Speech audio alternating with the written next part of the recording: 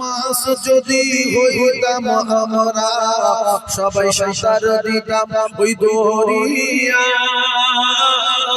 আর পাখি যদি হইতাম আমরা সবাই উড়ে যেতাম মদিনায় সেই নবীর দেশে যাবার আমাদের সবার আশা আর গরিবি বলে মোদের যাওয়া নাই হয় মনে আমাদের বড় আশা আমরা সবাই যাব মদিনা হায় খোদা পাক দয়া করে দেখাও সোনার মদিনা আল্লাহুম্মা জোরে জোরে আসলি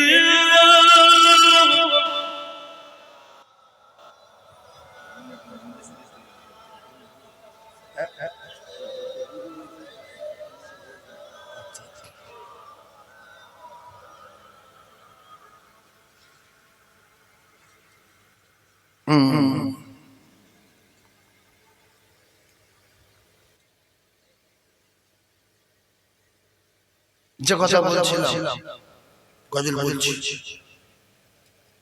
313 জন এক ডাক এতেই হইল 313 জন এক দিকে চিটিং বাজি ওদের ভিতরে ছিল না রাসূলুল্লাহ বলেছেন আসহাবিকাল নুজুম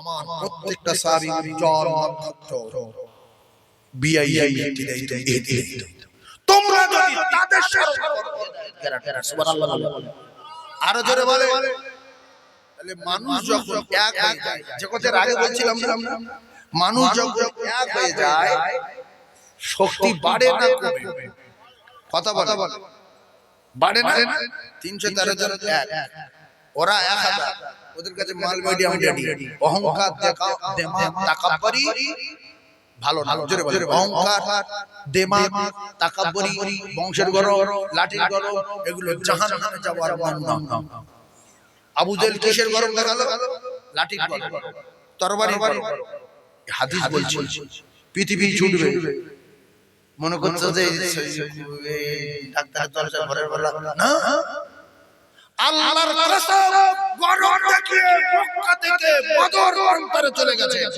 আবু সুফিয়ান ওদিক দিয়ে গিয়ে আবু সুফিয়ান বদরের যুদ্ধে ছিল না আবু লাহাব বদরের যুদ্ধে যায়নি ও শরীর খারাপ ছিল ওর গায়ে ঘা ওর কপালে আগুন ওর কোরকুর মতো মরেছে এই কিসের মতো মরেছে মুখে মুখে বলেন সরগরের মতো সরগর যেরকম পচে পচে মরে আবু লাহাব পচে পচে মরেছে সরগর মরে গেলে কি হয় দেখছো গন্ধ বেরিয়েছে পচে ঘা হয়ে গেছে আল্লাহর কসম কিতাবে লেখা আছে ও পচে পচে মরে ঘা হয়ে গেছে ছেলে মেয়েদের কেউ কাজে আসে আর মাল দৌলত কাজে আসে ও তখন কি করলো ছেলেরা বলা যায় এই ধরে ঠেলে ঠেলে পাহাড় ঘাট দিকে ফেলে দাও তো ওই পচা লাশ লাঠি দিয়ে গুঁতো মেরে পাহাড়ের গর্তের ভিতর ঢুকে কারণ নবীর দুশমন ছিল কি ছিল নবীর দুশমন তাহলে যারা মানুষ এখন মুসলমানের ঘরে জন্ম নিয়ে আলেমের দুশমন এরা কার দুশমন নবীর দুশমন কার দুশমন হাদিস আছে রাসূলুল্লাহ বললেন আল ওয়ালামা ওয়ারাসাতুল আম্বিয়া আমি রাসূল বলছি ওরা আমার ওয়ারিস তোমরা ওদের সেবা করো ওদের খিদমত করো ওদের ভালোবাসো আমি নবী আমার খিদমত করা হবে আমার ভালোবাসা হবে আমার সেবা করা হবে আমি রাসূলুল্লাহ কথা দিলাম ওদের যারা অপমান করবে ওদের যারা অবহেলা করবে ওদের যারা অস্বীকার করবে তাদের কপালে এই সমস্ত বেঈমান যারা আবু লাহাব উতবা সাইবা উমাইয়া ইবনে খাল আবু জেহেল উতবা এরা যারা কুকুরের মতো মৃত্যুবরণ করেছে আবু লাহাব মরেছে বাড়িতে আবু লাহাব গিন্নি মরেছে পাহাড়ে উতবা মরেছে বদরে সাইবা মরেছে বদরে আবু জেহেল মরেছে বদরে উমাইয়া ইবনে খাল মরেছে বদরে তাহলে আলেমদের পিছনে লাগবো না কোন মানুষের অপমান করব না গরম দেখাবো না গরম দেখিয়ে দিল আবু সুফিয়ান মক্কা থেকে লোক পাঠালো ফিরে আসতে হবে যুদ্ধ করার দরকার নাই এই হাদিসটা আপনারা শুনে নিয়ে জীবনের মতো এক হয়ে যাবেন। আমরা মুসলমান এক নেই বলে, ভাই ভাই এক নেই বলে, ও কলিজার টুকরারা, আমাদের উপরে গজব আসছে বিদ্যুৎ গতিতে। তাই আমি আজকের এই বদরের যুদ্ধের ঘটনাটা শুনিয়ে দেব, দিলে কলিজা ঠান্ডা হয়ে যাবে। আবু সুফিয়ান এই হঠাৎ করে বললেন, আবু সুফিয়ান যায়নি কেন? তার একটা কারণ আছে, তাহলে পিছিয়ে আসতে হবে। আবু সুফিয়ান যায়নি, বড় ভালো আবু লাহাব যায়নি কেন? কত বড় মস্তান। উমাইয়া ইবনে খালদ যাবে না বলল, কত বড় মস্তান, কিন্তু গিয়েছিল কাফের। এদের বিশ্বাস হায় হায় হায়, মুসলমানের ঘরে জন্ম নিয়ে মাথায় টুপি দিয়ে মসজিদে নামাজ পড়তে আছে, এদের দেখতে গেলাম থেকে শয়তান মাঝে মাঝে লজ্জা পায়। জামিয়ে গেলেন, হ্যাঁ জামিয়ে কেন? এটা আমাদের বড় জিনিস এখানে, হ্যাঁ এরকম লোক আছে না? এই উমাইয়া ইবনে খালদের দোস্ত ছিল হযরত সাদ রাদিয়াল্লাহু আনহু, সাদ ইবনে মুআজ রাদিয়াল্লাহু তাআলা দোস্ত ছিল কার? জোরে বলেন। উমাইয়া ইবনে খালদের দোস্ত, মদিনায় বাড়ি, রাসূলুল্লাহ সাহাবী সাদ ইবনে মুআজ রাদিয়াল্লাহু তাআলা। এখন মক্কায় যখন যেত, জীবনের মতো ওয়াজটা মুখস্থ করে নেন। মক্কায় যখন উমাইয়া ইবনে খালদ যেত, তখন সাদ ইবনে মুআজের বাড়ি গিয়ে টিফিন টাপন করত কাফের। সাদ ইবনে মুআজ রাসূলুল্লাহ সাহাবী, তো একদিন হঠাৎ করে আল্লাহ নবীর সাহাবী সাদ ইবনে মুআজ বললেন, আমি একটু কাবা তওয়াফ করতে যাব। কি তওয়াফ করবে? কাবা তওয়াফ। আমরা যে মুসলমান, আমরা কি, আমরা বাঘ না ভেড়া না গরল, এইটা আমরা বুঝিনি। আল্লাহর কসম, আল্লাহ তো পরিষ্কার করে দিয়েছে, তোমরা যদি এক হও, তোমরা যদি মুমিন হও, তোমরা যদি নামাজি হও, আমি আল্লাহ কথা দিলাম, পৃথিবীর কোনো শক্তি নাই, পৃথিবীর কোনো ক্ষমতা নাই, তোমাদের মারবে তো দূরের কথা, চোখ রাঙাতে পারবে না। কোরআন সত্য না মিথ্যা? সাহাবারা এক ছিল, পৃথিবীর বড় শক্তি আবু জেহেলের তীর, উমাইয়ার মতো পালোয়ান, বড় বড় বাঘ এক জায়গায় হলো। এই অবস্থা হচ্ছে দেখুন। ও কলিজার টুকরারা, ও যুবকেরা, জওয়ানেরা, হযরত সাদ ইবনে মুআজ রাদিয়াল্লাহু তাআলা আনহু তিনি আসলেন কাবা তওয়াফ করার জন্য। দোস্তর বাড়ি উমাইয়া ইবনে খালদের বাড়ি।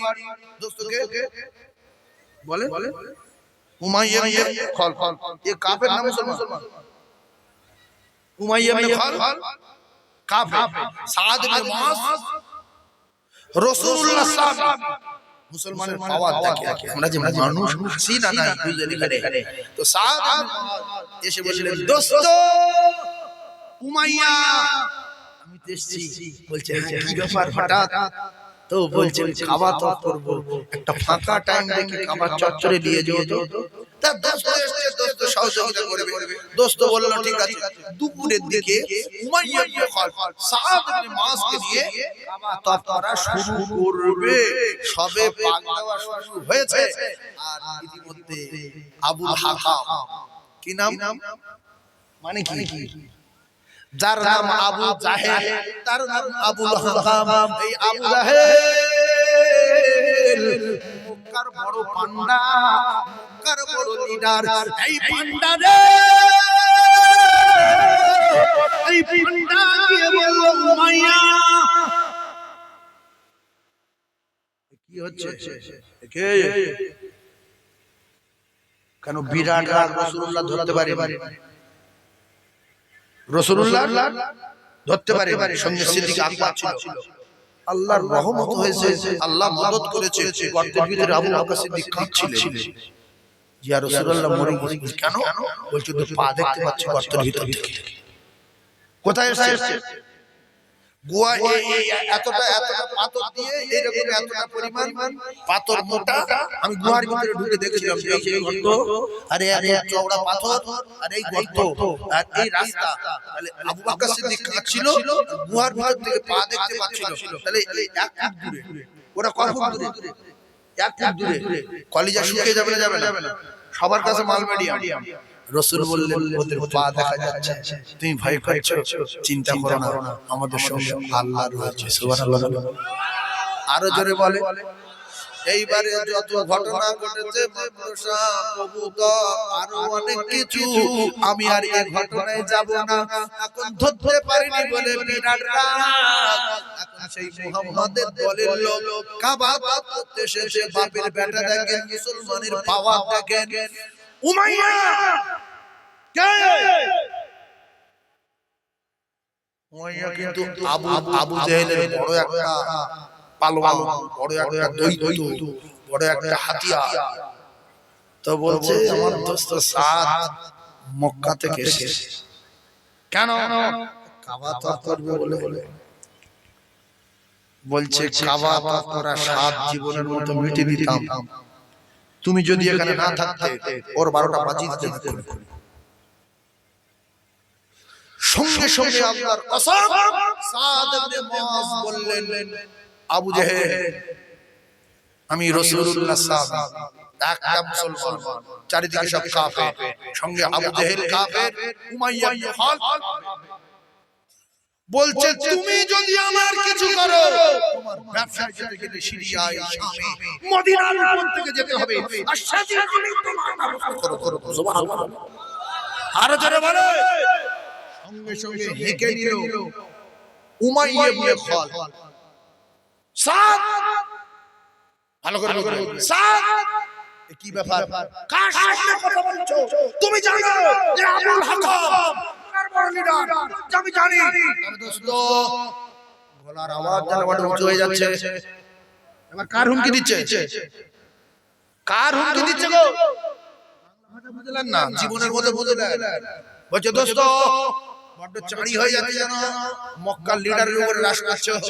বলছে তোমারও মৃত্যু ঘনিয়ে এসেছে। কার বলছে? দোস্তর বলছে। ওদিকে আবু জেহেল দাঁড়িয়ে, উমাইয়া ইবনে খালদ যখন বলল যে কথা বড় উঁচু হয়ে যাচ্ছে, যে এটা মক্কার লিডার নাম আবুল হাকাম, কার সামনে রাজ করছো? বলছে আমি জানি ও আবু জেহেল। তুমি জানো বড় জানো কিরকম সাপোর্ট করছো জানো। একটা কথা তুমি শুনে রেখে দাও, আল্লাহর কসম, ওখানে সাদ ইবনে মুআজ কসম খেয়েছে, আল্লাহর কসম খেয়ে বলছি আমি রাসূলুল্লাহর মুখ দিয়ে শুনেছি মুসলমানেরা তোমার টুকরা টুকরা করে। কার বললো কথা? এই কথাটা কার বললো? দোস্তর বললো, সাদ ইবনে মুআজ উমাইয়া ইবনে খালদ বললো যে তুমি আবু জেহেলের সাপোর্ট করছো আমার দোস্ত হয়ে, তোমার অবস্থা হয়ে যাবে। আমি আল্লাহর কসম খেয়ে বলছি রাসূলুল্লাহর মুখ দিয়ে শুনেছি মুসলমানরা তোমার টুকরা টুকরা করে। কাফেরদের বিশ্বাস দেখেন, ও সারা জীবন শুনবেন। কাফেরদের বিশ্বাস দেখেন। সঙ্গে সঙ্গে উমাইয়া ইবনে খালদ বলল কোথায়? সাদ ইবনে মুআজ বলল জানি না, তবে রাসূলুল্লাহ বলেছে আমি নিজে কানে শুনেছি, তবে কোথায় পারবে জানি না। সঙ্গে সঙ্গে ওই কথা শুনে পাগল হয়ে গেছে। আমি তাহলে নবী বলেছে মানে আমি নেই, আমি মরে গেছি। এ নবী বলেছে মানে আমি মরে গেছি। বিশ্বাস কাফেরদের বিশ্বাস, কাফেরদের বিশ্বাস কি? নবী বলেছে মানে আমি নেই, ভাই। সঙ্গে সঙ্গে পালিয়েছে কে? উমাইয়া ইবনে খালদ গিয়ে বলছে বিবি রে আমি নেই, আমি চলে গেছি, মুসলমানরা আমার মেরে ফেলে দেবে, কারণ মুহাম্মদ বলেছে নাকি আমার দোস্ত সাদ কাবা চত্বরে দাঁড়িয়ে আমার কসম খেয়ে বলেছে মুসলমানেরা আমার টুকরা টুকরা করবে। তবে একটা কথা আমি জিজ্ঞাসা করলাম কোন জায়গায়? দোস্ত কিন্তু বলিনি। ও কলিজা টুকরা এমন অবস্থায় দেখা গেল হযরতে সাদ ইবনে মুআজ রাদিয়াল্লাহু তাআলা দাঁড়িয়ে বাড়িতে গিয়ে যখন ওই কথা বললেন, স্ত্রী বলল মুসলমানেরা বলেছে বলে হ্যাঁ। সাদ ইবনে মুআজের কথা শুনে উমাইয়া ইবনে খালদ বলল আমি কসম খেয়ে বলছি আমি যতদিন বাঁচবো ঘর থেকে আর হব না। ঘর ভিতরে দেখি মুসলমানরা কি করে মারে, কোথায় থাকে ঘরের ভিতর। এইবারে ভালো করে বোঝার চেষ্টা করুন। আবু সুফিয়ান জীবনে বহুবার শুনেছেন ক্রিয়া শোনেন, রাসূলুল্লাহ বদরের যুদ্ধে যায়নি, বদরের যুদ্ধ হয়নি, বদর বলে রাসূল কিছু জানে না। এইবারে এই যারা ক্যাসেট শুনবে না, ওরা তখন অবাক হয়ে যাবে যে বদরের যুদ্ধ বুখারী দেওয়ায় ভর্তি, বদরে যায়নি, বদরে হয়নি। এটা লা তাকরাবু সালাতের মতো। আল্লাহ পাক নামাজ পড়তে নিষেধ করেছে, খবরদার আর নামাজ পড়বো না। আল্লাহ নামাজের ধারে বারে যেতে নিষেধ করেছে, আর নামাজ পড়বো না, এটা পরিষ্কার করে না। কিন্তু মুখ তারপরে কি বলেছে এটা শুনতে হবে না? ভাইরা বাবাদিরা, এখানে পেশাব করিবেন, কোন পাগল এসে যন্ত্রণায় কাটা কেটে দিয়েছে, কিন্তু বুঝতে হবে এখানে পেশাব করিবেন বলে লেখা হতে পারে না। জায়গায় একটা দাগ ছিল, সেটা মুছে দিয়েছে। এই রকম ঘটনা ঠান্ডা মাথায় বোঝার চেষ্টা করো ও মুসলমানেরা, যুবকেরা, জওয়ানেরা। এদিকে আবু সুফিয়ান মুসলমানদের মারার জন্য, মুসলমানদের মারার জন্য, এমনি করে বোম কেনার জন্য, তরবারি কেনার জন্য, তীর কেনার জন্য শাম গেছে ব্যবসা করতে, সেখান থেকে মাল কিনতে, সেখান থেকে লক্ষ লক্ষ কোটি কোটি টাকার মাল নিয়ে মদিনার পথে যখন রওনা দিয়েছে, মদিনার পথে রওনা দেওয়ার সঙ্গে সঙ্গে আল্লাহ রাসূল খবর পেলেন যে মুসলমানদের মারার জন্য আবু সুফিয়ান শাম থেকে মাল আনছে মক্কায়। বদরের যুদ্ধ হয়, নবী বদরে যায়, বদরের চিন্তা ভাবনা ছিল না, হঠাৎ করে বদর ঘটে গেছে। কারণটা কি ঠান্ডা মাথায় বোঝার চেষ্টা করো। আপনারা জীবনে বহুবার শুনেছেন, বদরের পরিষ্কার ঘটনাটা বুঝে নেন। এইবার রাসূলুল্লাহ বলছে যে আমাদের মারবে, ভালো করে বুঝবেন, আমাদের মারবে, আর আমার মারতে যাবে মারলে, ভালো করে বুঝেন কথা, যে আমার মারবে 10 জন বুঝতে পারলে বোঝেন। আমার বদর যুদ্ধ কি কায়দা হয়েছে যে আমার মারবে, আর আমার বাড়ির মধ্যে মারলে যাবে। এই যে কথা আছে চল, রাস্তায় চল। রাস্তায় যখন আটকানোর জন্য গেল, আবু সুফিয়ান খবর পেয়েছে মুহাম্মদ উট নিয়ে কিছু মানুষ নিয়ে ঘুরছে রাস্তায়, মনে হচ্ছে আমি যে মাল মিডিয়াম নিয়ে যাচ্ছি, খবর পেয়ে গেছে। তো আবু সুফিয়ান জ্ঞানী ছিল, ও বলল দাঁড়া আমি একটু খবর নিই, বলে বলে উঠে বেরিয়ে আর চেক করছে। হায় হায় হায় হায় হায়, ইন্ডিয়ান মানুষের অবস্থা দেখেন, চেক করে কারা আমাদের দলের লোক কি করি, হঠাৎ করে উটের পায়খানা দেখতে পেয়েছে। কি দেখতে পেয়েছে? উটের, আমরা গরুর কি বলি, গরুর কি বলি, গোবর। উটের গোবর বলি, তার উটের গোবর, উটের পায়খানা, উটের পায়খানা দেখতে হাদিস শরীফে ভিতরে এসেছে, ও একটা লাঠি কে ঘাঁটছে? আবু সুফিয়ান। জ্ঞানী লোক বলে বুঝতে পারছে আবু সুফিয়ান পায়খানা ঘাঁটছে। এই জন্য ডাকাতদের, ব্রেনিয়ামদের, বড় বড় আইপিএসদের ওদের ব্রেন বুদ্ধি আলাদা। বলছে ডাকাত করলে কেউ জানে না, পুলিশ ধরলে, পুলিশ ওই পিছায় পড়েছে। কথা বুঝতে পারেন? বলছে যেদিন টিকিট কাটি না সেদিন টিটি ধরে, যেদিন টিকিট কেটে বডি পুলিশ কাটতে ধরে। বলে আমি টিকিট কাটি না, জানতে পারলে কি হবে? তোমার তোমার বাবা থেকে টিটি বুঝতে পেরেছে, ইরিট ধরে টিকিট ইডিও এদিকে। বলছে কেউ ধরে না, একাডেমি ঠিক ধরে। বলছে এই বিচার হয় না, হয় না, হয় না। তো আবু সুফিয়ান ও বললে হচ্ছে হেডকে ছোট ছোট কয়েকটা খেজুরের দানা পেয়েছে। খেজুরের কি এই কইছি কিসের দানা? খেজুরের দানা। জীবনের প্রথম মনে আজকে শুনবেন খেজুরের দানা বদর কিভাবে ঘটেছে। তো খেজুরের দানা পেয়ে এই কইছি কোথায় যাচ্ছে? পানি খাবি? যুদ্ধ হচ্ছে, পানি পানি পানি দিয়ে ঝাপ ঝাপ খেলে। আল্লাহু আকবার। এই গোবরের ভিতরে কি কি পেয়েছে? কে পেয়েছে? আবু সুফিয়ান। ডাক্তার একটা রোগীর দেখে বলে দিচ্ছে এই হয়েছে। আর সাধারণ লোক যে রোগী, সে বলছে যে ডাক্তার বললো কি করে? ডাক্তার ওই বিষয় কথা বুঝতে পারেন? ও তো বড় লিডার আবু জাহেল, তখন কলমা পড়ি। আবু সুফিয়ান তখন কলমা পড়ি, খুবই ভাবে শুনে বদর ঘটলো। তো আবু সুফিয়ান ও এবারে গোবরের উটের পায়খানার লাঠি দিয়ে ঘেটে ঘেটে ঘেটে ঘেটে ঘেটে কয়েকটা খেজুরের দানা পেয়েছে, ছোট ছোট।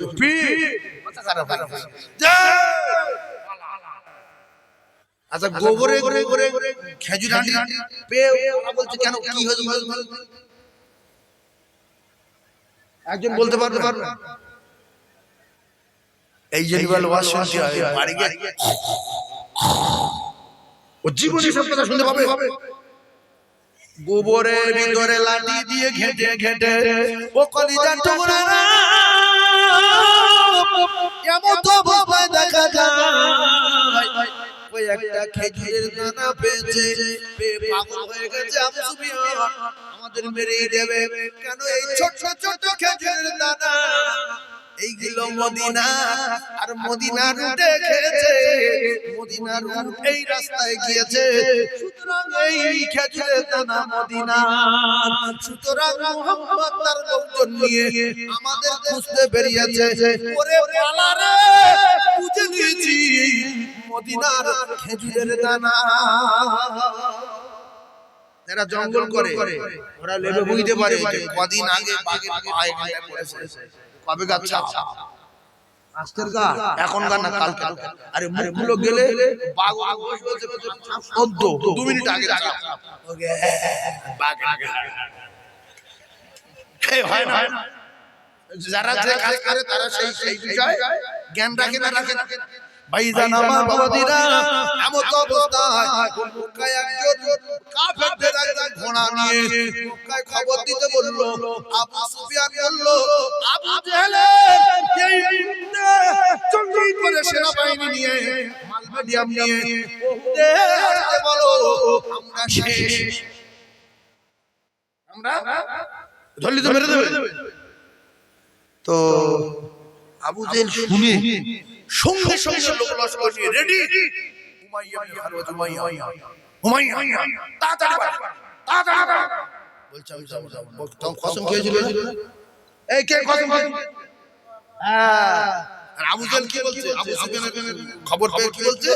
উমাইয়া তাড়াতাড়ি পারা, ওরে মক্কার লোক কে কোথায় আছে তাড়াতাড়ি পারা, আমরা যার রসদ কিনতে পাঠিয়েছিলাম তার আটকে দিয়েছে মুহাম্মদ, এতক্ষণ নেই,